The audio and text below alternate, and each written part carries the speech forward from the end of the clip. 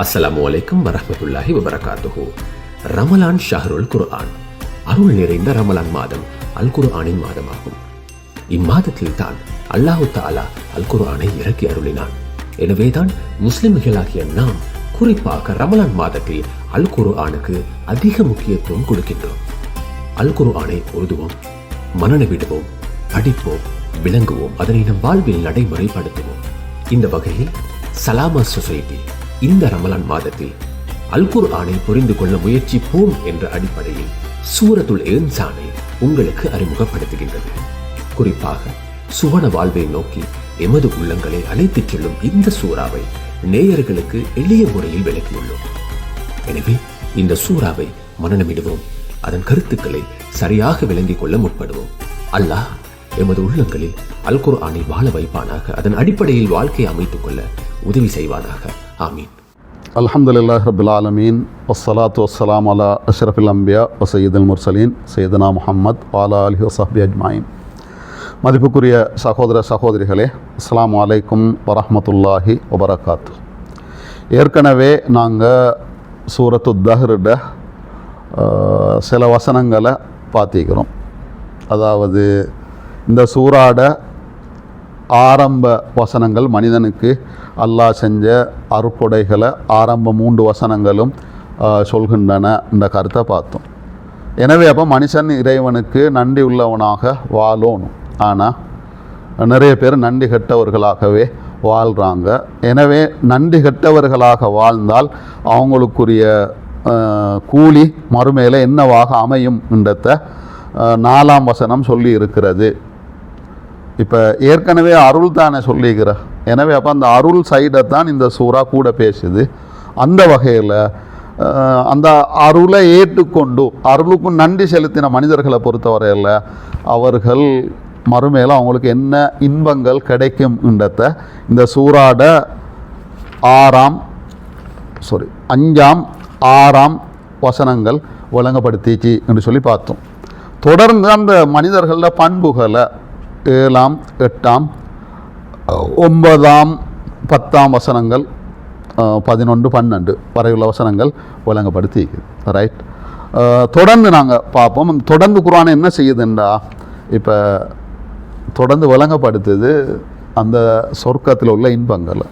Right, பாருங்கள், குர்ஆன் சொல்லுது, முத்தகீன ஃபீஹா அலல் அராயிக், ஆசனங்கள் அவர்கள் சாய்ஞ்சு கொண்டிப்பாங்க. சாய்மானம்னு சொல்கிறோம், சாய்ந்து அமரக்கூடிய ஆசனங்கள், அதில் அவங்க சாய்ஞ்சு கொண்டிப்பாங்க. லா யரவுன ஃபீஹா ஷம்சன் வலாதம் ஹரீரா, அங்கே சூட்டை உணரவும் மாட்டாங்க, குளிர உணரவும் மாட்டாங்க. அப்போ அங்கே உள்ள என்ன சொல்கிற காலநிலையா அது சூடாகவும் இருக்காது, குளிராகவும் இருக்க மாட்டாது. வதானியத்தன் அலைஹிம் திலாலுஹா, எப்போதும் நிழல் அவங்களுக்கு நெருக்கமாக இருக்கும். இதை அந்த அரபில் சொல்லுவாங்க ஜும்லா இஸ்மியான்னு சொல்லி, பேர்ச்சொல் வசனத்தில் தான் சொல்லிக்குது. இப்போ கருத்து என்னன்னா, அங்கே இந்த பேர்ச்சொல் வசனம் பாவிக்கிற ஒன்று தொடர்ந்திக்கிற இந்த கருத்தை காட்டுறது. அப்போ குர்ஆன் இங்கே சொல்லுதோ அவங்களுக்கு கிடைக்கிற நிழல் தொடர்ந்து கிடைக்கிச்சு கொண்டே இருக்கும். வதுல்லிலத் குத்தூபுஹா ததுலீலா, குத்துபுண்டா சொல்கிற பழம்.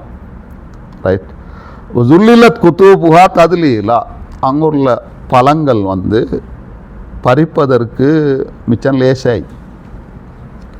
அதாவது வைங்க, ஒரு ஆள் எலும்பினாலும் சரி, அல்லது வைங்க ஒரு ஆள் உட்கார்ந்திருக்கிறார், அல்லது ஒரு ஆள் சாஞ்சி கொண்டிருக்கிறார், ஒரு ஆள் எந்த நிலையில் இருந்தாலும் சொர்க்கத்தில் உள்ள அந்த கனிகளை பறிக்கிறதுக்கு அவருக்கு சிரமம் இல்லை. ஏன் இந்த அடுத்தது இதை சொல்லிக்கிற ஜும்லா ஃபியலியான்னு சொல்லி வினை சொல்ல கொண்டு ஆரம்பிக்கிற வசனத்தில் தான் இந்த கருத்தை குர்ஆன் சொல்லிக்குது. இப்படித்தான் இப்போ ஒரு ஆள் என்னது ஒரு பழத்தை பறிச்சிட்டார், இப்போ அந்த இடத்துக்கு வேறொரு பழம் வரும். எனவே அப்போ அந்த எப்போதும் பழங்கள் ஈக்கும், பறிக்கிறதுக்கு ரெடியாக இருக்கும், பறிக்கிறதுல எந்த சிரமங்களும் ஈக்காது. உதாரணமாக சொன்னாலே, இப்போ ஒருவர் ஒரு பழத்தை வைங்களே இந்த பறிக்கிற நேரம் அதை என்னது முள்ளு படப்படாது, ரைட், அல்லது எந்த தலை அடிபடப்படாது, எந்த கைகள் அங்கே இங்கே படப்படாது. இப்படி எந்த சிரமமும் சொர்க்கத்தில் உள்ள கனிகளை பறிக்கிறத பொறுத்தவரையில் இருக்காது. அவர் எந்த நிலையில் இருந்தாலும் அந்த நிலையில் பறிக்கக்கூடியதாக சொர்க்கத்தில் உள்ள பழங்கள் இருக்கும். அதைத்தான் இந்த வதுல்லிலத் குதூபுஹா ததுலீலா என்றது சொல்லுது. அடுத்தது வயுதாஃபு அலைஹிம் பி ஆனியா மின் ஃபில்லா. யுதாஃபு அலைஹிம், தாஃபண்டா சுத்திரத்துக்கு சொல்கிற, சுத்திரத்துக்கு தாஃபன்ற சொல்ல பாவிக்கிற மாதிரி வேங்களை இப்போ தவாஃபுன்றது கபாவை தவாஃப் செய்கிறதுக்கு தவாஃபுன்னு சொல்லுவோம். அதே மாதிரி சொல்லுங்கள், சஃபா மருவா இந்த ரெண்டுக்கு இடையில பெய்ட்டு வாரத்தை திருப்பி திருப்பி பெய்ட்டு வாரத்தையும் என்னென்னு சொல்கிறோம், தவாஃபுன்ற சொல்ல அதுக்கும் பாவிக்கிறேன். எனவே ஒரு இலக்கை நோக்கி திருப்பி திருப்பி போய் வாரத்தையும் என்னது நாங்கள் தவாஃபுன்ற சொல்ல பாவிக்கிறோம். இங்கே வயுதாஃபு அலைஹிம் அவர்கள் மீது திருப்பி திருப்பி வருவாங்க, திருப்பி திருப்பி கொண்டு வரப்படும் பி ஆனியத்தின் மின் ஃபில்லா வெள்ளியினாலான பாத்திரங்கள், வ அக்வாபின் கானத் கவாரீரா வெள்ளியினால பாத்திரம். அடுத்தது இந்த கிண்ணங்கள் கானத் கவாரீரா, அது அந்த கிண்ணங்கள் கிளாஸால் கண்ணாடியினால் ஆனவையாக காணப்படும், ரைட். கவாரீர மின் ஃபில்லா, அது வெள்ளியினாலான கண்ணாடி. குர்ஆன் இங்கே ஒரு அற்புதமான கருத்தை சொல்வதாக தஃசீர் ஆசிரியர்கள் இந்த வசனத்தை விளங்கப்படுத்துகிற நேரம் சொல்லுவாங்க. சொர்க்கத்தில் கிண்ணங்களில் சொர்க்கத்தில் பயன்படுத்தப்படுகின்ற அந்த கிளாஸ் அது வெள்ளியினாலானதாக ஐக்கியம், ரைட். அந்த அந்த அந்த கிண்ணம் வெள்ளியினாலானதாக ஐக்கியம். ஆனால் வெள்ளியினாலான ஒரு பாத்திரத்தில் உள்ளுக்கு இருக்கிற ட்ரிங்க்ஸ் என்னன்னு சொல்லி வெளிக்கு விளங்காது. ஆனால் சொர்க்கத்தில் உள்ள அந்த கிண்ணம் அதில் இருக்கிற பானம் வெளியில் விளங்கும். ஏன்னா அது வெள்ளியினாலான கிண்ணம், ஆனால் கண்ணாடி மாதிரி தான் நிற்கும். கண்ணாடி மாதிரி பார்க்குறதுக்கு உள்ளுக்குள்ள அந்த இது விளங்கும். அதுதான் கவாரீர மின்ஃபில்லா என்று சொல்லி குர்ஆன் சொல்லி தொடர்ந்து சொல்லி கத்தரிஹா தக்தீரா, அதனை சரியான அளவையில் அமைத்திருப்பார்கள். இனி இந்த வசனத்தை விளங்கப்படுத்துகிற நேரம் இதுக்கு 3 கருத்து சொல்லுவாங்க. கத்தருஹா தக்தீரான்றதுக்கு ஒன்று வைங்க, அந்த இந்த கிண்ணங்களில் சைஸுக்கு தானே, இந்த சைஸ் மிச்சம் பெருசாக விற்க மாட்டாது, சிறுசாகவும் மீக்காது, அளவாக விற்கும். இது ஒன்று. ரெண்டாவது சொல்லுவாங்க கிண்ணம் அல்ல, கிண்ணத்துக்குள்ள பானம் மீக்கு தானே, ஒவ்வொருத்தருக்கும் ஏற்ற அளவுக்கு அதில் விற்கும். அது கூடவும் ஈக்காது, குறையவும் ஈக்காது, ஒவ்வொருத்தருக்கும் ஏற்ற அவங்களுக்கு தேவையான அளவு அதில் விற்கும். இன்னொரு கருத்து அதுக்கு சொல்லப்படுது. உதாரணமாக சொல்லுங்க, ஒரு ஆள் மனசில் அந்த சொர்க்கவாசி என்ன நினைச்சாரோ அவர் நினைச்ச மாதிரி அந்த கிண்ணத்தில் வைக்கும், நினைச்ச மாதிரி கிண்ணம் ஈக்கும், அதில் உள்ள பானங்கள் அப்படி ஈக்கும். இந்த 3 கருத்தையும் அந்த வசனத்துக்கு சொல்கிறாங்க. வயுஸ்கவுன ஃபீஹா கல்சன், அங்கே ஒரு கிண்ணம் அவங்களுக்கு புகட்டப்படும். கான மிசாஜுஹா ஜன்ஜபீலா, அதில் கலவையாய்க்கும் இஞ்சி. இப்போ இஞ்சி கலந்த பானம் அவங்களுக்கும் அங்கே புகட்டப்படும். ஐனன் ஃபீஹா துசம்மா சல்சபீலா, அங்கே சல்சபீல் என்று அழைக்கப்படுகின்ற ஊற்று காணப்படுகிறது என்று சொல்லி குர்ஆன் சொல்லுது, ரைட். தொடர்ந்து விளங்கப்படுத்துது குர்ஆன், வயதூஃபு அலைஹிம் வில்தானும் முஹல்லதுன், அங்கே வயது மாறாத தொடர்ந்து ஒரே நிலையில் இருக்கின்ற சிறுவர்கள் அவங்கள்ட்ட அடிக்கடி வருவாங்க, திருப்பி திருப்பி வருவாங்க, ரைட். இதான் அந்த வில்தானும் முஹல்லதூனுன்றதுக்கும் 2 விளக்கம் சொல்கிறாங்க. ஒன்று, அங்கே சொர்க்கத்தில் உள்ள பணியாட்கள் சின்ன வயசு ஆட்களாக இருப்பாங்க, அவங்களோட வயசு மாறாது, அவங்க அப்படியே தொடர்ந்து இருப்பாங்க. இது அதுக்கு சொல்லப்படுகின்ற ஒரு கருத்து. இன்னொரு கருத்து, அந்த சொர்க்கத்தில் உள்ள பணியாட்கள் காது பூ போட்டிப்பாங்க. அந்த காது பூ போட்டிக்கிற அந்த கருத்தை காட்டத்தான் என்ன செஞ்சிக்கின்ற அந்த முஹல்லதூன்ன்றது வந்திருக்குது, ரைட். எனவே அப்போ அந்த ஆட்கள் வருவாங்க, அதாவது சொர்க்கத்தில் உள்ள அந்த ஆட்கள், இந்த சொர்க்கத்தில் உள்ள பணியாட்கள் தொடர்ந்து இந்த பணியாட்களே அவ்வளோ அழகுண்டா. பணியாட்கள் வந்து பார்க்குறதுக்கு எப்போதும் சுறுசுறுப்பாக இளமையான ஆட்களை ஐப்பாங்க. அடுத்தது அவங்க காது பூ போட்டிப்பாங்க. இப்போ சொர்க்கத்தில் பணியாட்களே அப்படின்னா அந்த சொர்க்கவாசிகள் எப்படி இருப்பாங்கன்றதுக்கு தான் குர்ஆன் அதனை சொல்லியிருக்கிறது. இதா ரஐத்தஹும், அவங்கள நீங்கள் கண்டா, ஹசிபுத்தஹும் லுஉலு அன் மன்சூரா, நீங்கள் நினைப்பீங்க சிதறி இருக்கிற முத்துக்கள் என்று சொல்லும். முத்தை ஒரு மாலையில் கோர்த்து வச்சுக்கிறோம். இந்த முத்தை விட பார்க்குறதுக்கு பசுந்தாய்க்கும் முத்து அங்கே இங்கே சிதறிக்கிற நேரம். இப்போ இந்த சொர்க்கத்தில் உள்ள பணி ஆட்கள் அங்கே இங்கே வேலை செஞ்சு கொண்டு இருப்பாங்க. ஒவ்வொருத்தரும் ஒவ்வொரு இடத்துல இருப்பாங்க. ரைட், இந்த பணிவிட செஞ்சு கொண்டு அப்படி ஈக்கிற அந்த காட்சி பார்க்கறதுக்கு சிதறிய முத்துக்களை பார்ப்பது போன்று மிச்சம் அழகானதாக காணப்படும் என்று சொல்லி தான் இங்கே குர்ஆன் சொல்லுது. ரைட், வ இதா ரஐத்த, அங்கே நீங்கள் பார்த்தீங்கண்டா சம்ம ரஐத்த நஈமன் வ முல்கன் கபீரா, அதாவது சொர்க்கத்தில் நீங்கள் எங்கே தான் பார்த்தாலும், நீங்கள் எதை பார்த்தாலும், அதான் இதா ரஐத்த, இந்த இதுக்கு சொல்கிற செயற்பாடு பொருளை குர்ஆன் சொல்லலை. என்னத்தை பார்த்த அதை சொல்லலை. இதா ரஐத்த நிப்பாட்டிக்குது, பின்னால் வர்றது சம்ம ரஐத்த, அங்கே நீங்கள் காணுவீங்க. எனவே அப்போ சொர்க்கத்தில் நீங்கள் எதைத்தான் பார்த்தாலும் அங்கே பெரிய இன்பங்களை காணுவீங்க. எங்கே பார்த்தாலும், அதாவது மேலே பார்த்தாலும் சரி, கீழுக்கு பார்த்தாலும் சரி, வலப்பக்கம் பார்த்தாலும் சரி, இடப்பக்கம் பார்த்தாலும் சரி, தூரத்தில் பார்த்தாலும் சரி, பின்னுக்கு பார்த்தாலும் சரி, எங்கே பார்த்தாலும் சரி, சொர்க்கத்தில் இன்பங்களை தான் நீங்கள் காணுவீங்க. ரைட், சுகண்டிகளைத்தான் காணுவீர்கள். அடுத்தது பெரியோர் அரசாங்கத்தை அங்கே காணுவீங்க.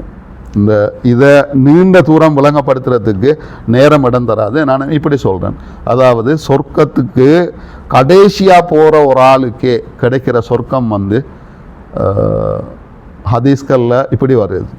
அதாவது வைங்களே, ஒரு ஆள் வந்து 2000 வருஷம் நடந்து போகிற தூரம் அளவுக்கு சொர்க்கத்துக்கு கடைசிக்கு போகிற ஒரு ஆளுக்கு கிடைக்கிற சொர்க்கம் இருக்கும்ன்ற கருத்தை ஹதீஸ் சொல்லுது.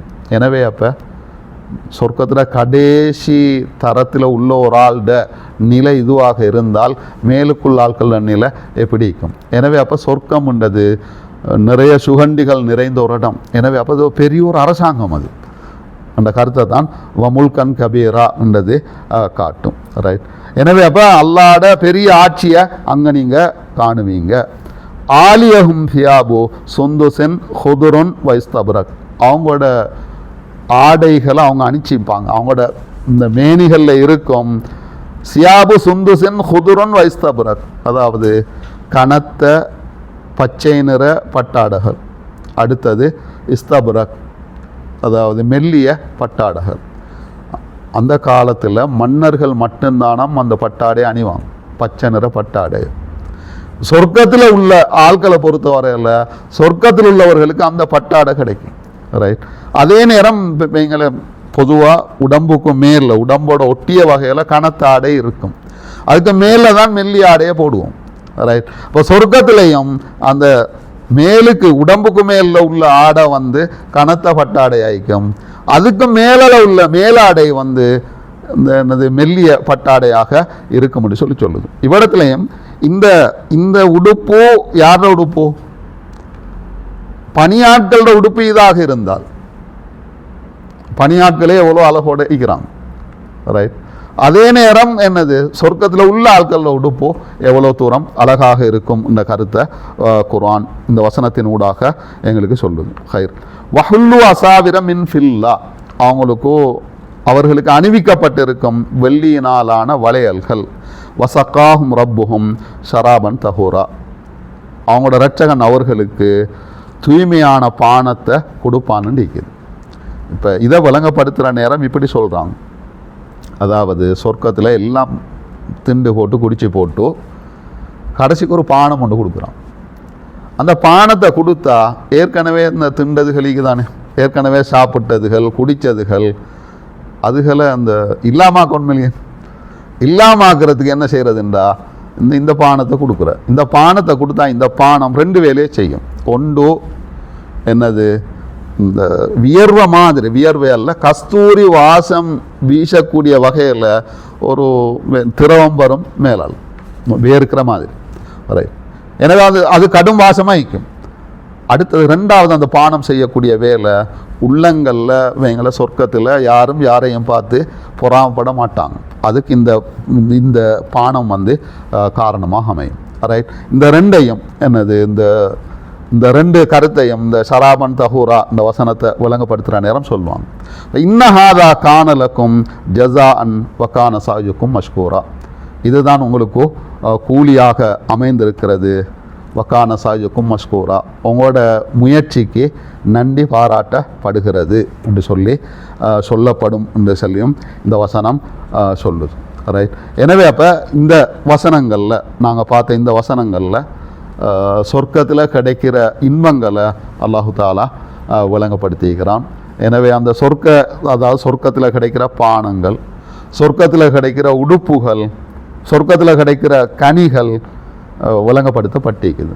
இவ்விடத்துலையும் இப்னு அப்பாஸ் ரலியல்லாஹு அவர்கள் சொல்கிற ஒரு கருத்தை நான் ஞாபகப்படுத்துவது அவசியம். இப்னு அப்பாஸ் இப்படி சொல்லுவாங்க, அந்த உலகத்தில் சொர்க்கத்தில் உள்ள எதுவுமே இல்லை, பேர்கள் மட்டும்தான் இருக்குது. சொர்க்கத்தில் ஆப்பிள் இருக்குது என்று நாங்கள் சொல்கிறோம், சரிதானே? இப்போ இங்கே அந்த ஆப்பிள்ன்ற பேரில் உள்ளது சொர்க்கத்தில் இருக்கிற அதல்ல, ஆப்பிள்ன்ற பேர் மட்டும்தான் அங்கே இருக்கும், சரிதானே? அங்கே உள்ளது எல்லாம் வித்தியாசமாக இருக்கும். அடுத்தது இப்படி தான் சொர்க்க இன்பங்களை பொறுத்த வரையில் உதாரணமாக ஒரு ஆள் ஒருக்கா சாப்பிட்ட உண்டை, ஒருக்கா குடித்த உண்டை திருப்பி அதே டேஸ்ட்டில் குடிக்க மாட்டார், சாப்பிட மாட்டார், அவர் விரும்பினாலே ஒழிய. எனவே சொர்க்கம்ன்றது ஒவ்வொரு முறையும் கிடைக்கிறது வித்தியாசமானதாக இருக்கும். உதாரணமாக எனவே அந்த சலிப்புன்றது சொர்க்கத்தில் வாரது சாத்தியம் இல்லை. ஏன் சலிப்பு வராதுன்றா, இப்போ எங்களை ஒன்றை தொடர்ந்து அனுபவிக்கிற நேரம் சலிப்பு வரும். ஒன்றோ சொர்க்கத்தில் சலிப்பு வராதுன்றா உலகம் மாதிரி அல்ல சொர்க்கம், எனவே அங்கே சலிப்பு வர்றது சாத்தியம் இல்லை ஒன்று.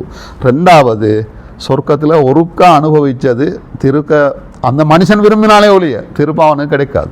உதாரணமாக சொல்லணும், ஏற்கனவே ஒரு ஆப்பிளை ஒரு ஆள் சாப்பிட்டார், திருப்பி அதே ஜாதி ஆப்பிள் அவர் சாப்பிட போகிற நேரம் அவருக்கு கிடைக்கிற டேஸ்ட் வேறு டேஸ்ட்டாக இருக்கும், அதை விட டேஸ்ட்டாக இருக்கும். அது மூணாவது முறை சாப்பிட்ற நேரம் அதை விட டேஸ்ட்டாக இருக்கும். எனவே இந்த சுவைகள் வித்தியாசப்பட்டு கொண்டே போகும். எனவே சொர்க்கம் என்பது இன்பங்கள் நிறைந்த ஒரு இடம். அங்கே விதவிதமான பானங்கள் இருக்குது ரைட், அழகான ஆடைகள் இருக்குது, எல்லா வகையான இன்பங்களும் காணப்படுகின்றன என்ற கருத்தை இந்த வசனங்கள் எங்களுக்கு சொல்லி இருக்கின்றன. இன்ஷா அல்லாஹ் இந்த சூறாட அடுத்த பகுதியோட அடுத்த இதில் சந்திப்போம். வாஹிர் தஅவானா அனில் ஹம்துலில்லாஹி ரப்பில் ஆலமீன். இச்சூறாவில் அடுத்த பகுதியில் மீண்டும் சந்திப்போம். ஜஸாகுமுல்லாஹு கைரன். அஸ்ஸலாமு அலைக்கும் வரஹ்மத்துல்லாஹி வபரகாத்துஹு.